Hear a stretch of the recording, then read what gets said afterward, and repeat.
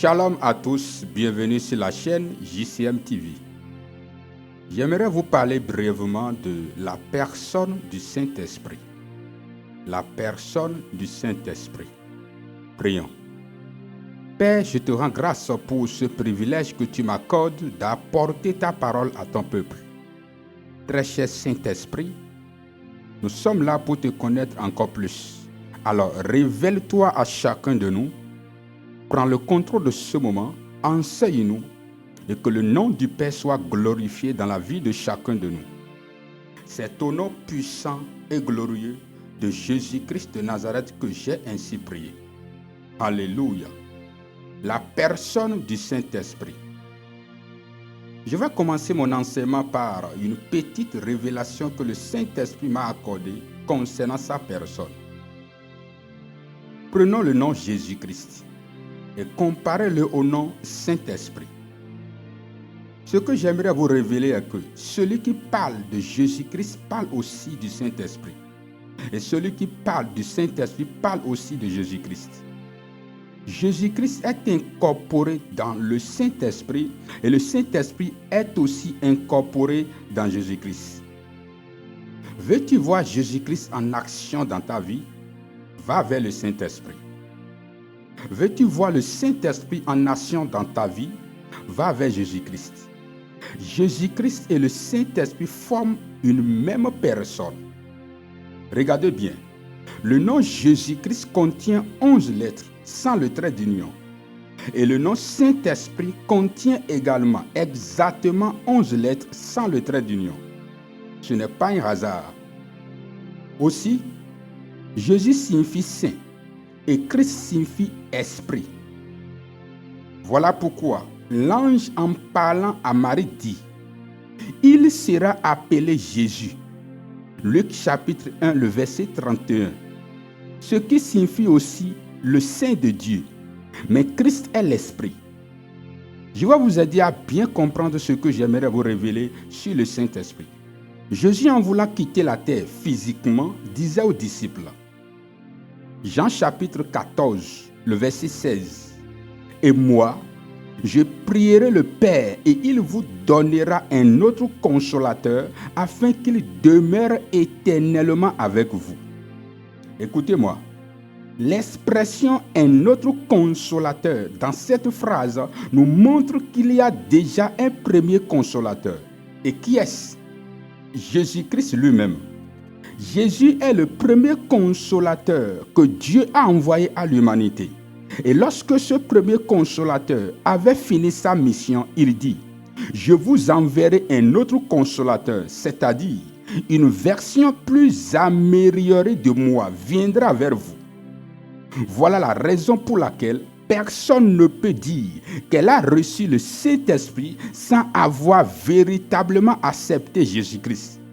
Et voilà aussi la raison pour laquelle personne ne peut véritablement marcher avec Jésus-Christ sans avoir reçu le Saint-Esprit. Jésus, le premier consolateur, est parti et il est revenu sur terre par le Saint-Esprit afin de demeurer éternellement en nous et avec nous. Soyez bien rassurés que je vous parle bien sûr de la personne du Saint-Esprit. Écoutez-moi. Contrairement à ce que pensent et disent beaucoup de personnes, le Saint-Esprit n'est pas seulement un esprit comme tout autre. Ce n'est pas non plus une chose, mais c'est une personne tout comme vous et moi. La différence est qu'on ne peut pas le voir, mais il est réel tout comme chacun de nous. Il parle, il entend et il intercède. Romains chapitre 8, le verset 26 à 27 dit. Romains chapitre 8, le verset 26 à 27. De même, aussi l'Esprit nous aide dans notre faiblesse, car nous ne savons pas ce qu'il nous convient de demander dans nos prières, mais l'Esprit lui-même intercède par des soupirs inexprimables. Et celui qui sonde les cœurs connaît quelle est la pensée de l'Esprit, parce que c'est selon Dieu qu'il intercède en faveur des saints, qu'il intercède en faveur des saints. Il est une personne qui intercède tout comme chacun de nous. Il est aussi réel que tout ce que nos yeux pourront voir et nos mains pourront toucher. Il possède tout ce dont une personne peut posséder. Il est la troisième personne de la Trinité divine et il joue lui-même un rôle indispensable dans l'administration céleste, tout comme Dieu le Père et Jésus-Christ le Fils. Il se manifeste depuis la création de toutes choses et les choses n'ont pas été créées sans lui. Regardez bien ce que disent les Écritures. Genèse chapitre 1, le verset 1 à 3. Genèse chapitre 1, le verset 1 à 3. Au commencement, Dieu créa les cieux et la terre. La terre était informe et vide. Il y avait des ténèbres à la surface de l'abîme. Et l'Esprit de Dieu se mouvait au-dessus des eaux. Dieu dit que la lumière soit et la lumière fut. La terre était sans forme, sans lumière et gouvernée par les ténèbres. Mais lorsque le Saint-Esprit a commencé à se mouvoir au-dessus des eaux, Dieu aussi a commencé à déclarer l'existence de ce qui doit exister. Écoutez-moi, lorsque vous déclarez une parole, alors que le Saint-Esprit est en action, en mouvement dans votre vie, cette parole doit s'accomplir. Lorsque vous faites une prière, alors que le Saint-Esprit est présent, votre prière doit être exaucée. Il n'est pas juste un esprit, ni une ombre. Ce n'est ni un fantôme, mais c'est une personne qui existe et qui est réelle. Vous ne pouvez pas le voir, mais vous pouvez l'entendre lorsqu'il parle. Arrêtez de dire « quelque chose m'a parlé, quelque chose m'a dit de faire ». Le Saint-Esprit n'est pas une chose, mais il est une personne qui parle et qui donne des instructions à ceux en qui il habite. Actes chapitre 13, le verset 2 dit « Pendant qu'ils servaient le Seigneur dans leur ministère et qu'ils jeûnaient, le Saint-Esprit dit « Mettez-moi à part Barnabas et Saul pour l'œuvre à laquelle je les ai appelés. » Lisons aussi Actes chapitre 28, le verset 25. Actes chapitre 28, le verset 25. La Bible dit, comme ils se retiraient en désaccord, Paul n'ajouta que ces mots. C'est avec raison que le Saint-Esprit, parlant à vos pères, par le prophète Ésaïe, a dit. C'est une personne qui parle et vous êtes son habitation. Vous êtes son hébergement parce qu'il habite au-dedans de vous. 1 Corinthiens chapitre 6, le verset 19 dit « Ne savez-vous pas que votre corps est le temple du Saint-Esprit qui est en vous, que vous avez reçu de Dieu et que vous ne vous appartenez point à vous-même ?» Aussi, nous pouvons lire dans 1 Corinthiens chapitre 3, le verset 16, la Bible dit « Ne savez-vous pas que vous êtes le temple de Dieu et que l'Esprit de Dieu habite en vous ?» Voilà l'une des raisons pour lesquelles nous devons savoir utiliser notre corps. Nous ne pouvons pas permettre d'utiliser ou de traiter notre corps n'importe comment parce qu'il compte aussi beaucoup pour Dieu. Beaucoup disent « c'est mon corps, je peux faire ce que je veux avec », mais la Bible dit que votre corps est le temple du Saint-Esprit qui est en vous, que vous avez reçu de Dieu et que vous ne vous appartenez point à vous-même. 1 Corinthiens chapitre 6, le verset 19. Le Saint-Esprit est une personne qui parle. Et nous sommes ceux qui doivent entendre sa voix. Je répète, nous sommes ceux qui doivent entendre sa voix lorsqu'il parle. Parce que notre corps est son lieu d'habitation. C'est une personne réelle et l'entendre est un devoir pour chaque chrétien. Jean chapitre 15, le verset 26 dit « Quand sera venu le consolateur, que je vous enverrai de la part du Père, l'Esprit de vérité qui vient du Père, il, Saint-Esprit, rendra témoignage de moi. » Jean chapitre 16, le verset 8 et le verset 13 aussi dit. Et quand il, Saint-Esprit, sera venu, il, Saint-Esprit, convaincra le monde en ce qui concerne le péché, la justice et le jugement. Quand le consolateur sera venu, l'Esprit de vérité, il, Saint-Esprit, vous conduira dans toute la vérité, car il, Saint-Esprit, ne parlera pas de lui-même, mais il, Saint-Esprit, dira tout ce qu'il, Saint-Esprit, aura entendu, et il, Saint-Esprit, vous annoncera les choses à venir.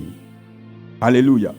Dans ces différents versets, vous remarquerez à chaque fois la présence du pronom personnel « il » qui démontre la personne de quelqu'un.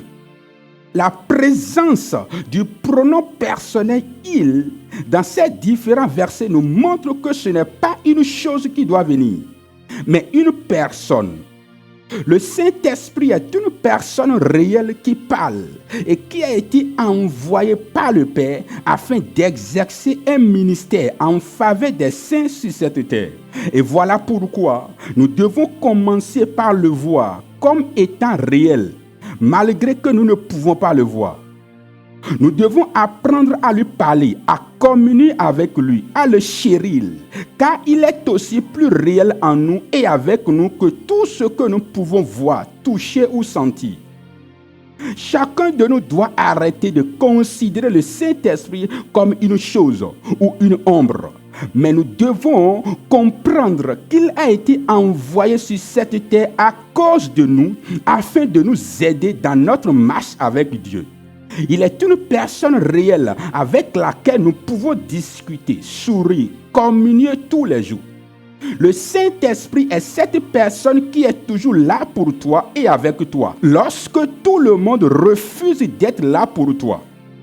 Jean chapitre 14, le verset 18 à 19 dit « Je ne vous laisserai pas orphelins, je reviendrai à vous. » Verset 19 « Encore un peu de temps, et le monde ne me verra plus. Mais vous me verrez, car je vis, et vous vivrez aussi. » Jésus a dit aux disciples, « Je ne vous laisserai pas sans aide. Vous ne serez pas des orphelins. Je reviendrai vers vous par la personne du Saint-Esprit. » Même si ton père, ta mère, tes frères, tes amis t'abandonnent, il faut savoir qu'il y a quelqu'un qui a reçu la mission de ne jamais t'abandonner. Et cette personne s'appelle le Saint-Esprit. Arrêtez de dire « je n'ai personne ». Arrêtez de dire « je suis tout seul ». J'aimerais te dire qu'il y a quelqu'un qui est toujours là, même dans tes moments les plus sombres. Et tu dois en être conscient. Les gens disent souvent « tout le monde m'a abandonné. Je n'ai personne avec qui discuter ». Et j'aimerais te dire aujourd'hui d'effacer cette pensée de ta tête, car le Saint-Esprit est là pour toi. Au lieu de te lamenter, de te plaindre, au lieu d'aller déverser tes problèmes à des personnes qui vont finir par te décevoir, tourne-toi vers le Saint-Esprit et discute avec lui. Moi, je suis un graphiste et parfois, certains travaux me paraissent compliqués. Et je dis simplement, Saint-Esprit, aide-moi. Et le résultat final m'impressionne souvent.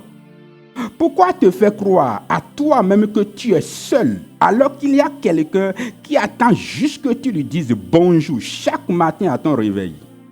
Alléluia. Maintenant, permettez-moi de vous donner quelques raisons pour lesquelles le Saint-Esprit cache sa vraie forme et opère dans l'invisible avec les hommes sur cette terre. Raison numéro 1. Pour glorifier Jésus. Il se cache afin que chaque fois qu'il se manifeste, nous puissions dire gloire à Jésus. Jean chapitre 16, le verset 13. Raison numéro 2. Le Saint-Esprit cache sa vraie forme aux hommes, car il est un esprit qui opère sur la terre des humains. Aucun esprit n'est autorisé à opérer sur la terre des humains sans avoir véritablement un corps.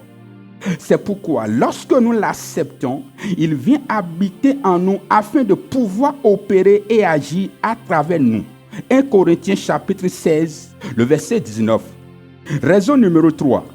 Le Saint-Esprit cache sa vraie forme aux hommes, car ces derniers pourraient essayer de l'attaquer comme ils l'ont fait à Jésus s'ils pouvaient le voir avec les yeux.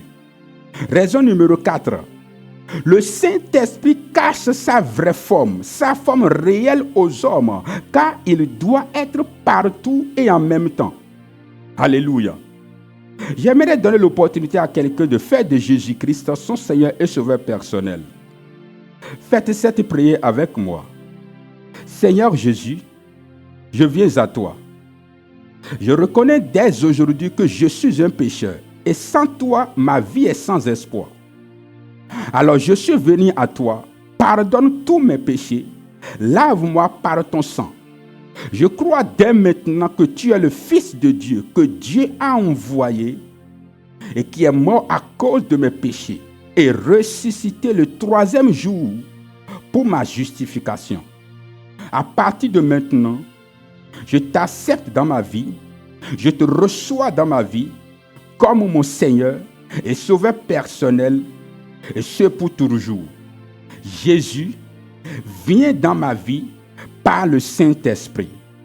Je n'appartiens plus au royaume de Satan à partir de maintenant. Alors efface mon nom du royaume des ténèbres, efface mon nom du livre de la mort du royaume de Satan et écris mon nom dans le livre de la vie éternelle dans le royaume de Dieu. À partir d'aujourd'hui, je crois que je suis sauvé. À partir d'aujourd'hui, je crois que je suis un enfant de Dieu. À partir d'aujourd'hui, je crois que mes péchés me sont pardonnés et effacés par ton sang. Merci Jésus d'avoir fait de moi un enfant de Dieu dans le royaume du Père. Félicitations si vous avez fait cette prière du fond de votre cœur. Et je vous invite à rejoindre une église où la parole de Dieu est prêchée dans la vérité et commencez par participer au programme de cette église et que le Seigneur vous fortifie au nom puissant de Jésus-Christ de Nazareth. Je prie que le Saint-Esprit se révèle à chacun de nous tel qu'il est à partir de maintenant au nom puissant de Jésus-Christ. Abonnez-vous à notre chaîne si ce n'est pas encore fait et partagez la vidéo avec quelqu'un. Édifions le corps de Christ ensemble. Soyez et demeurez bénis dans le nom puissant de Jésus-Christ. Shalom et à la prochaine.